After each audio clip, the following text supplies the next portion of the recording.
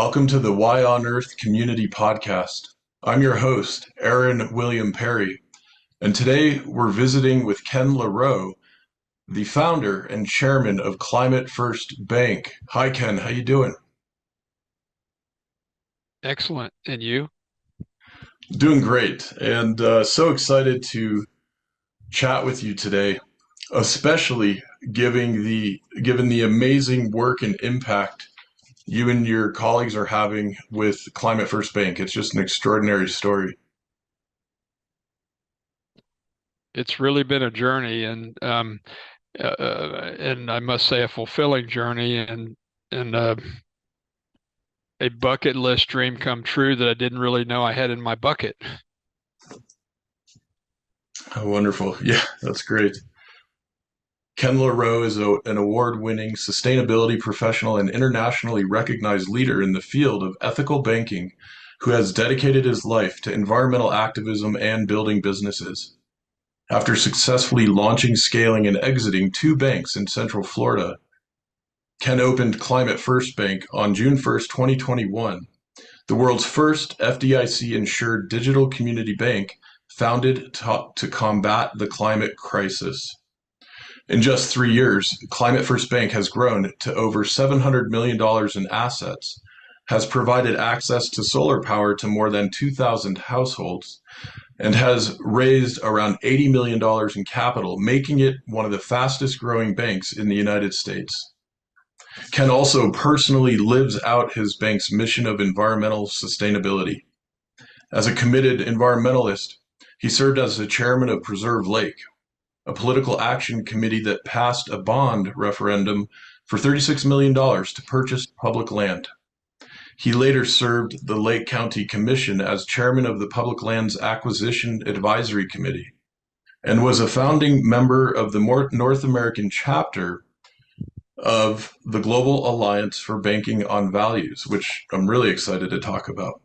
He also served on the board of directors of the Global Alliance Banking on Values from 2014 to 2016, and again in 2024. Excuse me, he served on the board of directors of the Global Alliance for Banking on Values from 2014 to 2016, and in both 2016 and again in 2024, Ken was awarded the Ernst and Young Entrepreneur of the Year. Wow, this is quite an amazing uh, summary, Ken, of your CV, and rare, in my experience anyway, that we'll have such an accomplished banker doing also so much in the arena of environmental stewardship, and also now, of course, through Climate First Bank, you are deploying a whole lot of capital right into solutions. Can you tell us, to give folks an impression of what's different and what's happening with Climate First Bank? Can you tell us a bit about what's going on with the company? Sure. The As you know, Aaron, we've talked before. This is the third bank I've done. The first one I started in '99 and sold in '06, and it was just a standard Florida started up, scale it, exit, make a bunch of people a bunch of money. The second one was a result of after I sold that bank and working out my non-compete period. My wife and I got a mini motorhome and we circumnavigated the country. And my brother gave me Yvon Chouinard's autobiography, Let My People Go Surfing. And Yvon, for any of the listeners, Yvon Chouinard is the founder of Patagonia. And I thought, oh my God, this is it. This is the answer to my questions and what was bugging me at the time of what do I do with the rest of my life instead of just making a bunch of people money. And that was the genesis of First Green Bank. So we opened in 2009, right at the trough of the recession. And there really wasn't a values-based banking movement per se. There was a few little smatterings around the globe. So it was really a learning journey. And it was a fabulous learning journey for me and my folks. Um, we went through the recession and all the economic meltdown, all the while learning a lot of great stuff. And my relationship with the Global Alliance for Banking and Values was a huge help in that space. And we pioneered the first, I think it was the first in the country, residential solar loan program back in 2009. And we kept refining and refining and refining. Um, we sold that bank in 2018. I did another cross country trip, a whole bunch of soul searching. Basically, I am I too old? That was what I wrestled with every day. I'm just too old. This is really hard. And then my wife and my soulmate, Dr. Cindy LaRoe, convinced me, and it was convincing, a lot of arm twisting. Look, you've got it in you. You've got unfinished business. You need to do this. You need to do another bank, and you need to do it no compromise, in your face, and starting with the name, and it needs to be Climate First Bank. And she came up with the name. So that was the most prescient business decision we made, because every single day it plays out. Every single day we get somebody that says, I'm moving my banking over to you. I've been driving by your sign every day for 6 months. I'm moving all my stuff from Bank of America because you believe what I believe. And conversely, it's like every day somebody says, I'm not going to come bank with you with all that woke shit you guys are doing. And we say, fine. There's, plenty of people out there that value it. Or we get the guy that says, all that climate stuff, that's a hoax, but I'm banking with you anyway because I love your service. And that's probably the best scenario we could hope for, because a big part of our mission is to influence and educate, or educate and influence, whichever way you want to look at it. So, Beautiful. Well, I'm really thrilled, Ken, that we've connected here summer of 2024. Because as I understand it, you guys have just hit a very significant milestone, which means you're about to reach a whole lot more people, educating, influencing, and deploying a whole lot more capital. Can you um, walk us through a little bit that process with the federal regulators and what that means now that you're out of the de novo period? yes. And honestly, before I did my first bank, I didn't know what de novo meant. Um, and so I had to look it up, and it means what comes before, or something like that. And so there's a regulatory period of heightened scrutiny that lasts 3 years after the day you open. So we've made it through there. June 1st was the date. Uh, the federal regulators didn't want us expanding outside the state of Florida until we got through with de novo. So immediately upon getting out, we've expanded our residential solar program into 8 other states than Florida. And now we're going through the process of licensing in the other states and all that. The ultimate goal is to be in all 50 states by the end of this year with our residential solar product and our business solar product, um, which is fully digitized. Anybody can go online and in 3 minutes fill out an application, in 30 seconds have a credit decision. We have been banking customers nationwide the whole time through our online account opening and online banking. And we have customers in 49 states and in 3 countries now, um, Puerto Rico, France, and England. So it's it's been kind of amazing, and the digital space. We've had to write all our own proprietary code, because small banks, community banks, are beholden to the core processing system that we have to buy, and then any API that'll allegedly talk to it. And I say allegedly because they never do very well. Um, so I kind of boast that our online banking is almost as good as a Capital One experience. Um, Not to put in a plug for our competitors, but we're getting better, and we will get there. And we joke that our service is almost as good as Ritz-Carlton, um, but we hope to pass them someday. So it's all part of the learning journey, if you will. I absolutely love it. And you know, the personable demeanor, you know, by which you represent the company as founder and chairman is so delightful and so authentic. I've had the pleasure of interacting with some of the other team as well over the last several weeks, and folks are genuinely really friendly and helpful. And you know, it's some of my other friends and colleagues in the world of banking. I wouldn't say necessarily carry that same level of uh, joy and simpatico, and that's amazing, right? That's just an amazing thing to experience it with our banking partners. Um, well, thank you for that, but I think a lot of it is just getting old. Uh, the wisdom thing does increase with age. I'm quite convinced. At least I've experienced it. My dad told me that it would, and it's like, yeah, thank God. I thought we had a good culture in my last bank, but that was only because I didn't know what good culture was.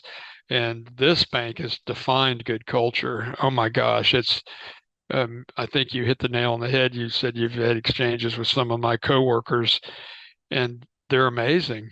I mean, they are amazing. I get accolades all the time. In our last staff meeting, I think our last one or the one before, I had just gotten like four accolades that week. And I told my team, I said, you guys are amazing.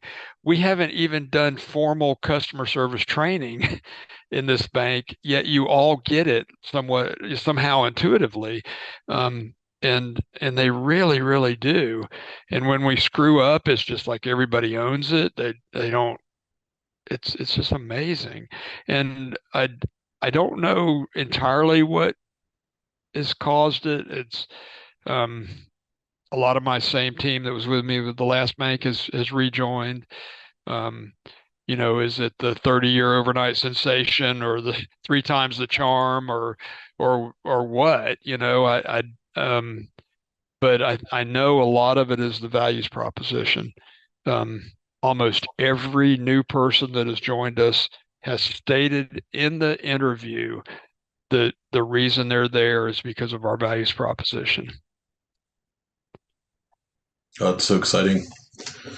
One of the things I've been thinking and talking a lot about, and in fact is one of the threads in our forthcoming book, is this idea that the notion of competitive advantage is really transforming before our very eyes. Those of us living and working right now in these times as environmental stewardship and social responsibility factor more and more into our business decisions, into our consumer purchasing decisions. And it seems to me that what you're doing at Climate First Bank exemplifies just that. And I'm not surprised to hear what you're describing with respect to the value proposition. And holy smokes, you know, you say you're busy and have a lot going on these past few years, but I imagine things are really about to skyrocket for you guys, given the national scope now, and that this is probably going to catch on in a really big way, word of mouth and otherwise. What are you anticipating as you're looking out ahead over the coming quarters and next few years? The growth trajectory really drives a lot. Um, and in banking, it's a highly regulated industry and a highly regulated and just highly regulated. The easy metric to think about is you can only grow your total assets 10 times your capital. So as of today, we're 730 million in assets. We raised, as you pointed out, 79 million initially. So you can see we're like right at that 10 times. Um, the worst thing that could happen would be that we have to slow down and constrain growth, especially when the growth is in such cool things as solar, renewable energy finance, uh, ener building energy retrofits, ESOP banking. We do a lot of ESOP banking, all the stuff that we're really making an impact in. It would just be a shame to have to slow it down. So we're in another capital raise right now. I really would like to raise 50 million. We've been at it 7 weeks and have a little shy of 7 million in signed commitments or signed subscription agreements. So about $1 million a week. It's not bad, but we do need to try to raise as much as possible. And then our plan is to go public in 2025 or 2026.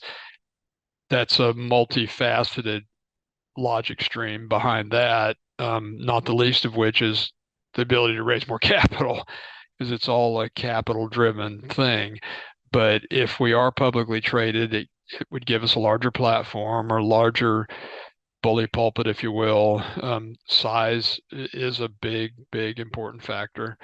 Um, so that's kind of the future, while of course maintaining the highest level of safety and soundness we can maintain. That it won't it would really gut our values proposition if we didn't perform at a high financial level, including safety and soundness. Hmm. Hmm. I gotta ask you a little bit of a geeky question about safety and soundness in a few minutes. I'm going to wait though. And first ask, you mentioned the ESOP banking, which is the employee stock ownership plans that many companies are now utilizing to further incentivize and share the wealth with their teams. And of course, the bank is a certified B Corp and is also part of the 1% for the Planet ecosystem. And I want to talk a little more about what that means in terms of the global network and landscape. But I'm really curious with respect to the commitments you've made, above and beyond maximizing profit. What does that look like for you as you're laying the groundwork and preparing for an IPO? Is it something that's really difficult to navigate? Is it fairly straightforward? Um, that's a really, really good question. We're also a Florida Legal Benefits Corporation, Public Benefits Corporation. We are the only bank in the state that is, and one of the few in the country. And most states now have the public benefit status. Um, but we think, and our investment banker thinks, that being certified by third party certifiers like B Labs, 1% for the planet, um, all of the various vetting processes we've gone through, Global Alliance for Banking on Values, will actually help when we go public. That there's enough demand out there and enough um, generational cohort change to drive a better valuation because of it. And um, I mean I believe it in my heart of hearts, but then I've gotten all this verification through our investment bankers and stuff. Um, and there are a couple of B Corp benefit corps that have gone public, and they do very well, and they're doing very well, and they did very well in their IPO. That's so Was that what exciting. did that answer your question? Was that responsive Yeah, to your yeah. question? It definitely answers part of it, and it sort of, I think, implicitly answers the other part, which was I was wondering if you had to jump through certain hoops or somehow uh, bridge the gap when Wall Street in general, as I understand it, is looking primarily and often exclusively for maximized profits, right? How does that get reconciled as you're shifting toward triple bottom line and social and environmental performance in addition to the financial performance.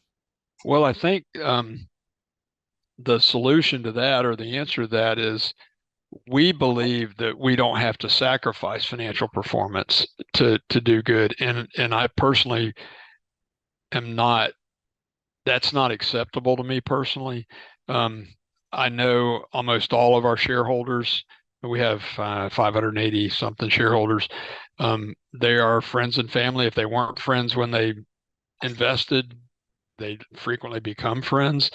And I have a responsibility to them to maximize their return and and to go way beyond doing no harm. It's not just a function of doing no harm. It's a function of actually um, doing good in the world, however that is defined.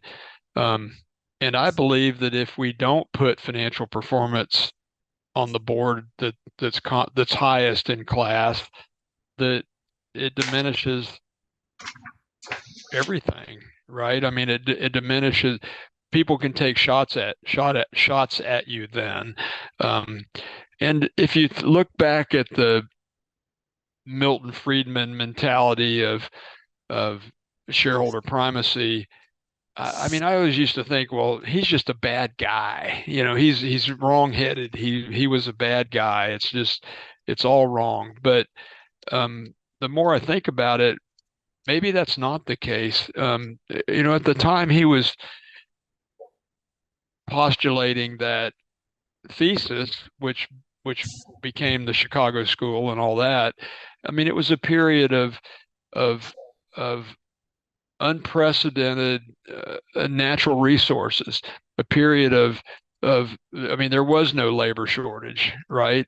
Um, but there were capital constraints. So, maybe he was just a product of his time. Maybe he was a product of that situation. But we're in a space now between stories, right? Um, the old system is done, but it hasn't manifested in what the new economy is quite yet, right? So we can sit back, from a distance and say, well, I don't know where we're headed, but I know the road we should take. I'm really getting off track of what you asked me, but I I think the solution to the Wall Street question is we're going to put big numbers on the board Yeah. anyway. There's no margin without the mission in my mind, and then the margin is better with the mission. Yeah. That's beautiful. And to me reinforces this notion of a dramatically shifting competitive advantage overall. And I I love the background and the political economy in all of this with Milton Friedman and obviously several generations before him, Adam Smith, right, who was a moral philosopher of all things and sort of took for granted several key social and uh, uh, philosophical imperatives that would say we're treating each other well and we're treating our planet well by implication. And yeah, now that we're at a point in the development of the global economy and here in the United States where we've got to include a lot of other variables and factors to compete well and to perform well. It gives me great hope that where we're headed, although it might be a bit of a bumpy road, where we're headed helps to harmonize the interests of financial performance, environmental performance, social performance, and that perhaps in a number of years or hopefully a couple of short decades, we'll look back and say, wow, it's wild that the previous several generations saw those three things as being so at odds with one another, when in fact, when this thing's well done, they all go really well together. Hmm. Absolutely, 100%. It's it's all part of the same giant organism. Should be anyway. Yeah, absolutely. Well, I got to ask this geeky question. I grew up in a family. My parents are entrepreneurial and had a mortgage banking company, and so I had some idea of underwriting requirements and so forth. And I'm really curious, what kind of paper are you guys writing? Is your underwriting pretty conservative? Is it are you kind of middle of the road, especially if you're working with consumers, homeowners, helping them with solar? Are they very tight underwriting criteria, or what does that look like? I would say if you had to put it on a continuum, it would be pretty conservative. And some of that is a function that where we're bankers and we're traditionally trained in traditional underwriting. But it's part of that whole thing of we're in the space between stories that it was always understood that, well, you get a credit score, you look at debt to income, and you make a decision. This is on the consumer side. Um, but then low to moderate income households, wouldn't qualify.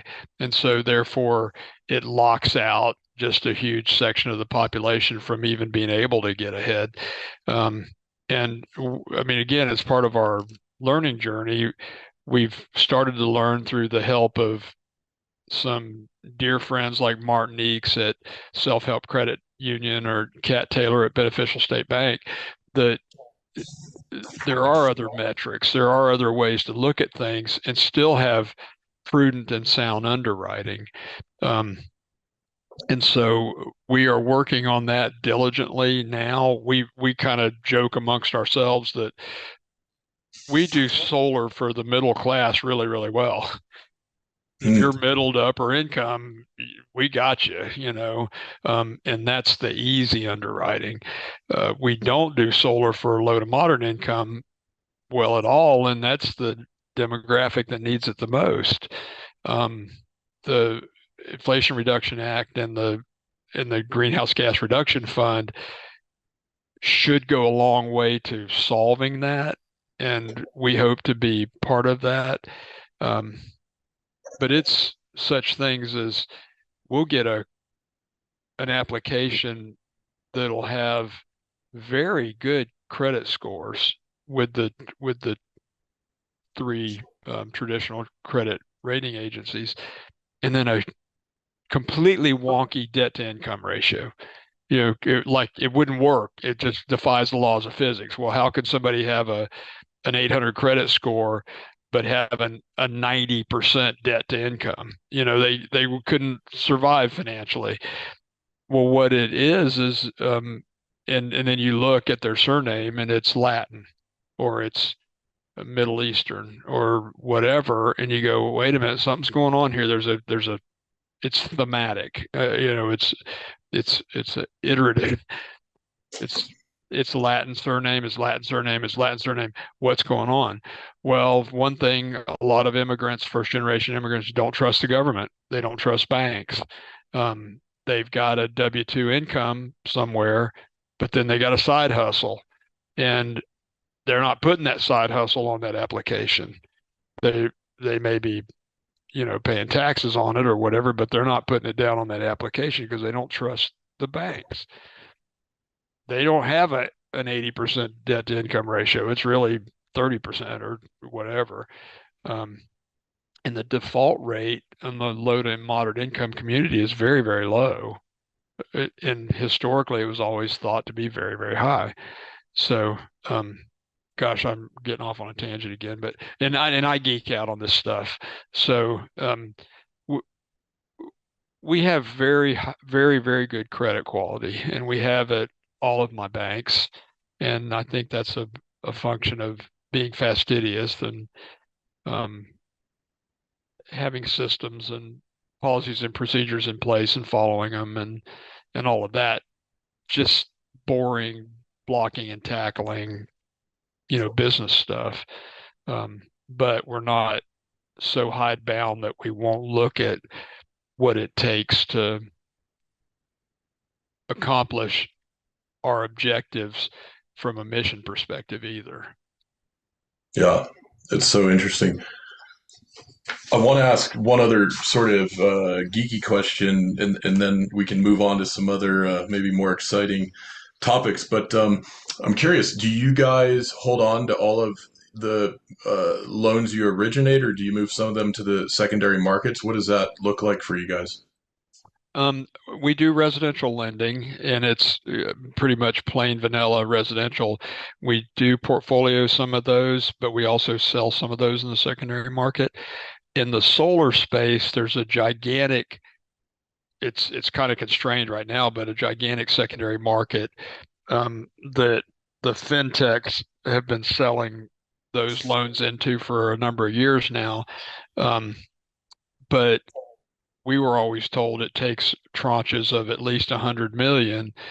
Um, we have found that we can easily sell $2 million tranches or 3 million, and we've sold some of our solar loans off to other community banks, mostly CDFI banks.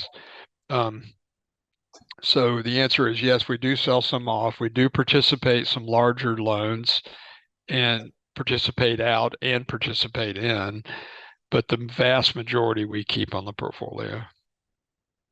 Interesting.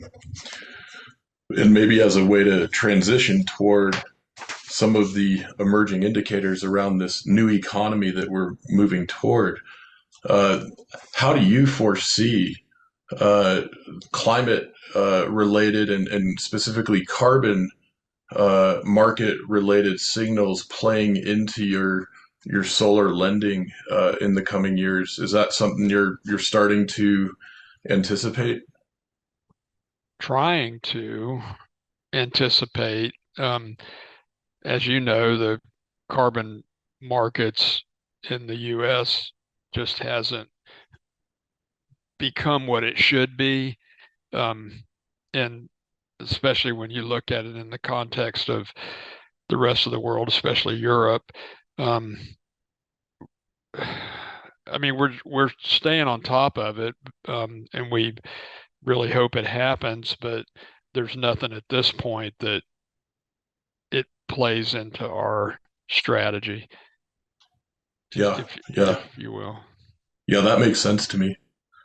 Well, we've had on the podcast other really notable leaders like our mutual friend Kate Williams, who's CEO of 1% for the Planet, and of course, Jorge Fontanez, who's the CEO of B Lab for the United States and Canada. And one of the things I'm so excited about is tracking the growth and development of those two ecosystems, which now encompass many thousands of companies and similarly several thousand nonprofits as well, NGOs. How are those ecosystems as they're developing and expanding and growing, and those companies are commanding more and more market share in their respective industries? Are you seeing a lot of them interested in banking with you, and is there potentially a lot of synergy there that will kick in over the next few years? I think it will grow significantly. You've probably experienced the same thing I do. It's kind of shocking to find out or to see people that don't know what the B Corp logo, the circle with the B in it means, or what 1% for the planet means. And I'm thinking, huh, it's everywhere. At least the B Labs certifications everywhere, um, on product labels and everything. But and then when you tell people that don't know, they're like, oh, okay, well, that's kind of interesting. Whether they're, you know, believers or not. Um, but we think it's and as it becomes more and more understood that where you bank has more impact on your carbon footprint than almost anything else you do. That's not widely understood yet either. It's kind of like soil and soil health and the the microorganisms that and how they impact the human organism. It's all that stuff that's just we're barely starting to scratch the surface. As more and more people realize what a big impact their banking is, I think they'll be moving to values-based banks a lot more. In fact, B Labs is going to start giving points for banking with a values-based bank. And I Mhm. think 1% for the planet is going to also give Oh, credits for that. Like they give credits for labor if you do in-kind, contributions or whatever. Um, and we do a lot of that for our 1% membership. We've been involved with Tampa Bay Watch, which is a really cool nonprofit in the Tampa Bay area, and a lot of our team has gone out and done oyster, reclamation projects and all that kind of stuff. So, with the help of B Labs and 1% for the planet, I think it will even accelerate.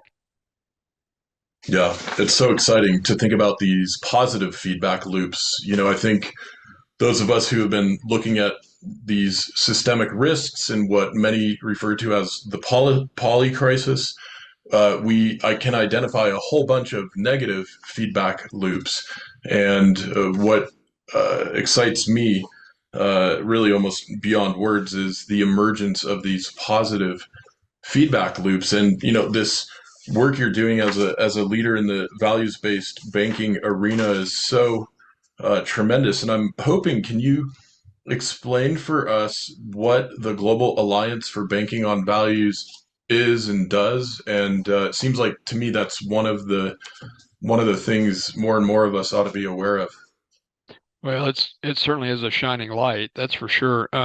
The ironic thing was when I first started First Green Bank, came up with the concept, it was about 2007, and I thought, well, what can a bank do? And so I just Googled green banks, and two banks popped up. One was um, New Resource Bank in San Francisco, which is now amalgamated, another great values-based bank, and Triodos Bank in the Netherlands. And so I just reached out, researched the CEO, and reached out to him and says, what's your gig? What do you do? What's different? How are you making an impact? And it was like, okay, well, I'll just build some of that into the business plan. And the CEO of Triodos Bank is a fellow named Peter Blom. He's been CEO or had been CEO for a long, long time. He just retired maybe a year ago. Um, he's he's a young, I'd say, a little younger than I am, but I think. Um, in 2009, the same year we opened, he formed the Global Alliance for Banking on Values. And he just called together a group of friends, like-minded bankers from around the world. I think there were seven of them, and said, well, let's do this organization, for best practices. Let's try to, build something out of this. I think we were maybe at First Green, we joined in 2012 after attending their conference in Vancouver.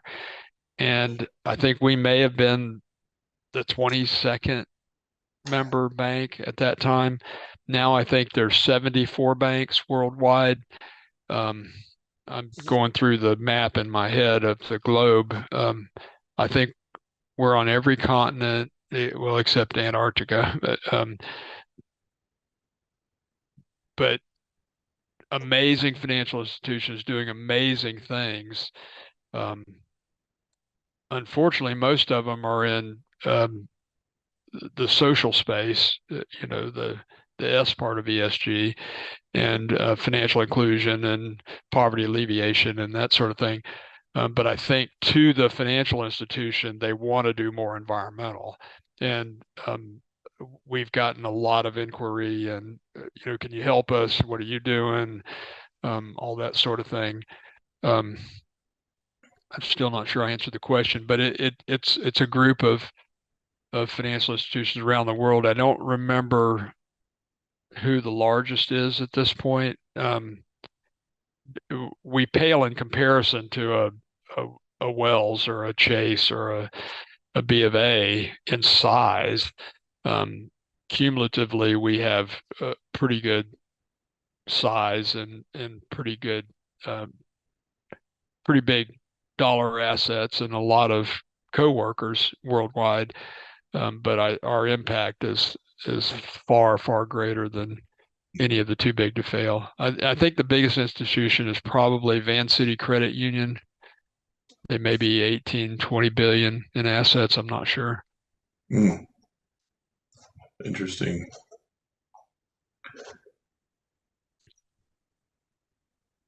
It's to me remarkable that you are doing so much innovative and uh, trailblazing work in the financial sector, in the environmental sector, the social sector, and you're doing all this in Florida, which I know is one of the most populated states in the United States and has an incredible diversity of people and worldviews and so forth. And I also know that politically, Florida is, well, how do we say it? Maybe not the most progressive state in the union as of today. And so I'm really curious, what is that like for you as a business leader, as an entrepreneur, doing what you're doing in that environment? Has it been, challenging? Is it straightforward? Is it sometimes funny, sometimes frustrating?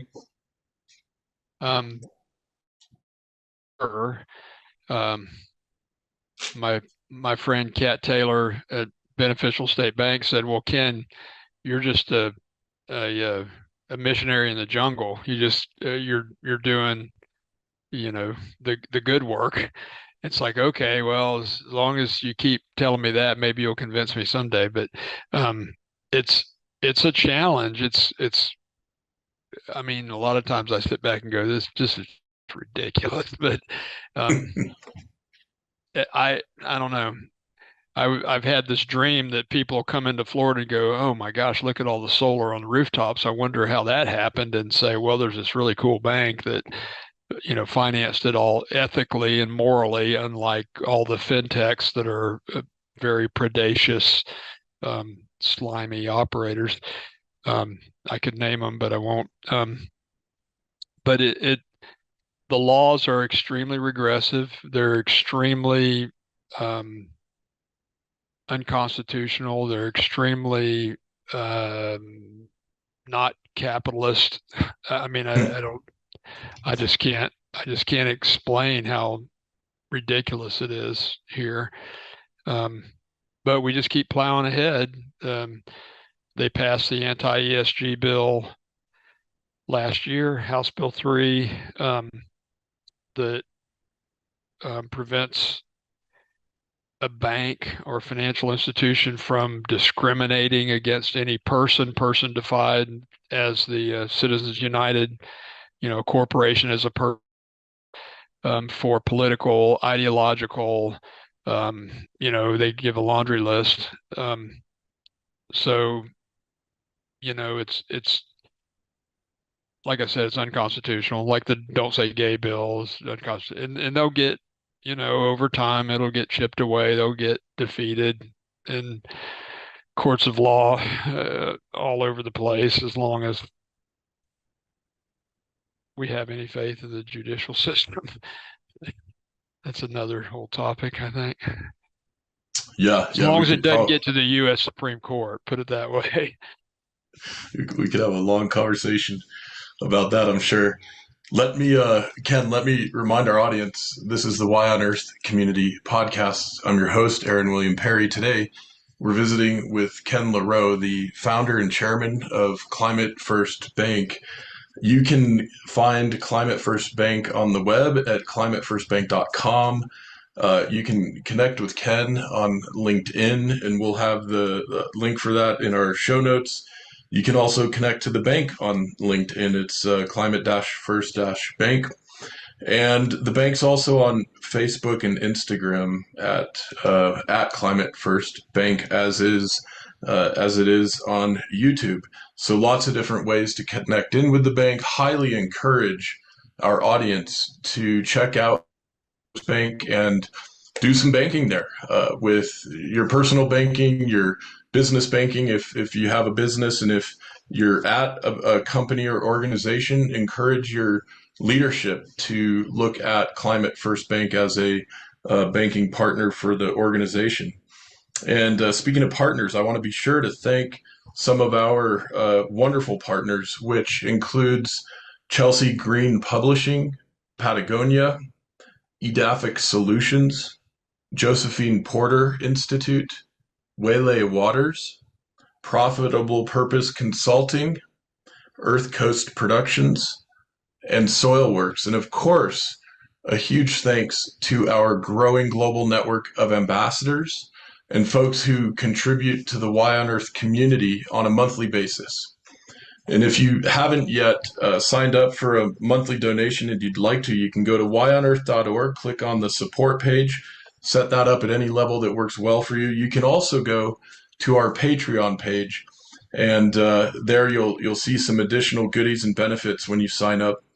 For our friends in the US who give at the $33 or greater level each month, we're happy to send a monthly shipment of the biodynamically grown hemp infused aromatherapy soaking salts, Waylay Waters, as a thank you and as a way to support your health and wellness as you're doing this, your part in our movement toward planetary prosperity. And speaking of partners around the world, I want to give a special shout out also to one of our global advisory board members, Sarah Arau, who's based in Uganda and whose organization, Mantle of Hope, is doing extraordinary work with women and girls and young boys and men. And we just helped launched a GoFundMe to raise some money for Sarah and her team to get more equipment and help more people in the communities and schools throughout rural Uganda where she's working.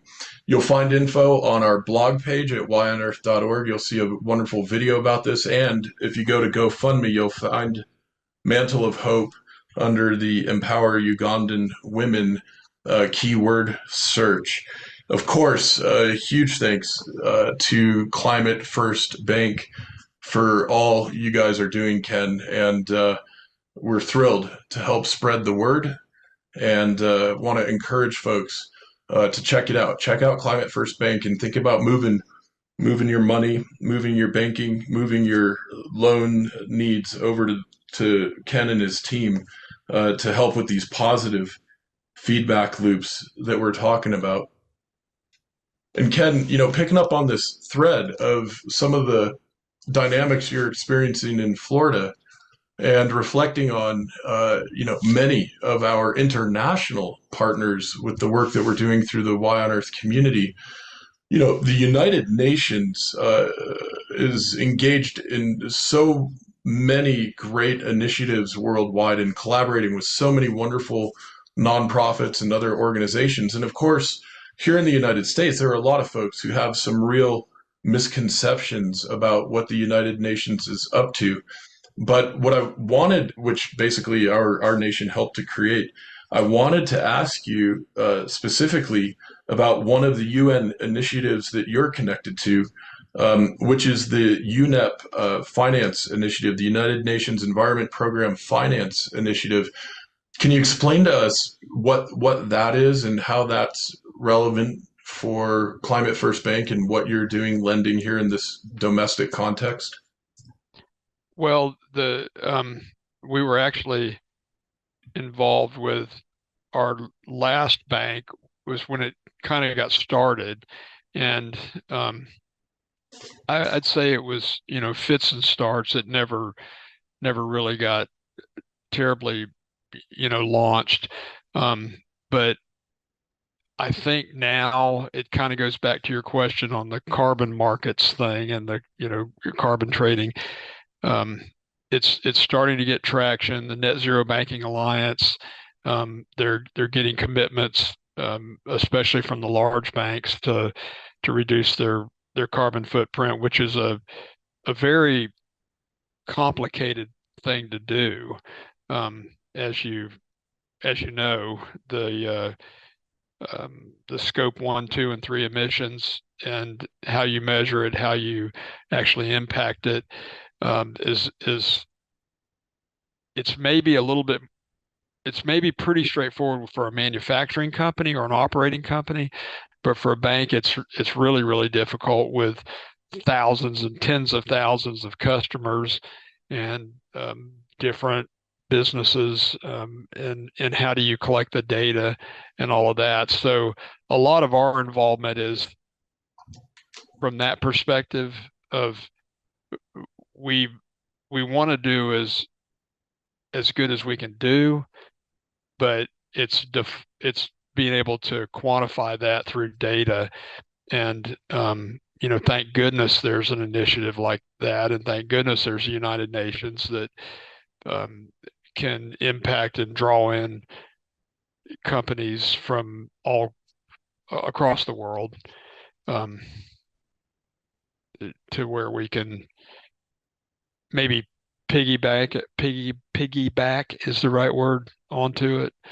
Um, so that's kind of the where it really the positive impact that comes out of that. I'm not sure if I answered the question adequately or not, but um, Yeah, it helps. Thank you. That definitely helps me form a bit more of a picture about what that's about. And I what I might do is see if we can include a link to that finance initiative in the show notes in case folks would like to learn more.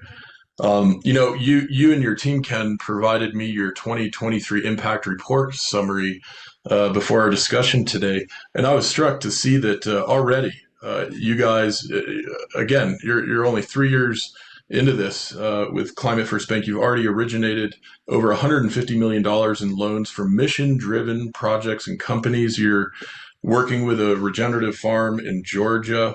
You have contributed, you have donated over $213,000 to date to a variety of causes as well. I mean, you guys are walking the talk to be sure. Can you give us a glimpse into what that looks like for you and your team, and how you're thinking about projects and ways you can have impact as you're going forward and as you're scaling? well, the amazing thing is those numbers that were in the impact report is how rapidly everything's progressing. And I think as of today, we're probably 150 million in just solar. Hmm. We're probably, I don't even, I'll get the number wrong, but probably 50 million in ESOP.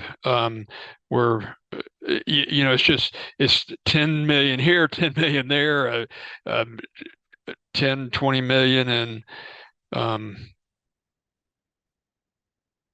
any whatever category, um, healthcare, education, um, uh, NGO, banking. It's just the numbers become staggering really quickly. Um, but we we consider it in every decision that we make, whether it's the loan product, whether it's the underwriting, whether it's on the deposit side, how can we structure a product that gives back, like our regeneration account or Pride account for the LGBTQ community. Um, I mean, it literally everything we do is looked at through the lens of ESG and how we can make a difference while making a dollar, while Yeah, turning in really a stellar financial performance. yeah. That's fabulous. I know when you and I chatted the other day, you shared with me that you're a staunch. I think you might have used the word like rabbit or something, but I'll just use the word. You're a staunch environmentalist and you're a staunch capitalist. And before we wrap up our interview today and transition to our behind the scenes segment for our ambassador network, and folks, if you haven't yet joined the ambassador network and you'd like to, you'll get a lot of additional benefits, including access to our behind the scenes chats with our podcast guests Um, we'll dive into some of this a bit more, but I'm really curious, Ken, if you'd share with our audience before we wrap up here, uh, how'd you get in this field of work in the first place? Like, what was it in your life path that pushed you in this direction, or pulled you in this direction, or invited you in this direction of doing so much in the way of environmental and social good as you're working in banking and finance? I wish I could say there was an epiphanal moment, but there maybe was a bunch of little ones, you know. I was born and raised in this same town I'm in right now, Eustis, Florida, small agrarian town in Central Florida. I live 4 miles from the house I grew up in, that my dad grew up in, that he still lives in, and it's a very regressive, conservative community. I was a Republican until I was 57 years old, and then I burned my voter card on video and put it on social media and became an instant pariah around here. But it's it the party didn't represent didn't you know didn't represent me anymore. I've always been an environmentalist, and I've I've always loved to fish, and I used to hunt. I don't hunt really anymore. Um, but it really it it it really probably the genesis was a dear friend that became a dear friend 20 years ago, who would challenge my belief systems, which were pretty wrong-headed at the time, and with a lot of love and compassion. And I started thinking, he's right on that. And he's right on that. And it really was a pretty gradual awakening. And now I have grandchildren, and it's like it becomes perfectly clear why I do what I do. Um, I just want there to be a planet for those little people. Yeah, beautiful, beautiful. Well, in our behind the scenes segment, I'll ask you about some of the really interesting looking things in your background, your office there. You've got helmets and wheels, and it looks like some artwork from grandchildren, perchance. And we'll Oh we'll we'll yeah. we'll ask about that. But before we wrap up here, our interview, Ken, I want to thank you for taking the time to visit with me and with us at the Y on Earth community. And if there's anything else you'd like to share or say with our audience before we sign off, please, the floor is yours. Well, thank you. I guess the main thing, or it's kind of like what can we do in our life to make a difference? And um, the the biggest thing I can say is just vote with your wallet. And my wife says everything she won't buy anything unless she knows where it's going to end up. And if it's going to ultimately end up in a landfill, she just doesn't have any interest in buying it. If it's a consumable, maybe, but I just vote with your wallet. Beautiful. Well, Ken, congratulations on all of your amazing growth and success with Climate First Bank. And thanks again for joining us today. It's been wonderful. Thank you.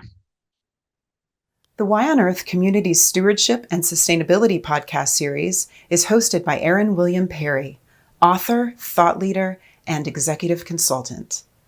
The podcast and video recordings are made possible by the generous support of people like you. To sign up as a daily, weekly, or monthly supporter, please visit yonearth.org/support. Support packages start at just $1 per month. The podcast series is also sponsored by several corporate and organization sponsors. You can get discounts on their products and services using the code YONEARTH, all one word with a Y. These sponsors are listed on the whyonearth.org/support page. If you found this particular podcast episode especially insightful, informative, or inspiring, please pass it on and share it with a friend whom you think will also enjoy it. Thank you for tuning in. Thank you for your support. And thank you for being a part of the Y on Earth community.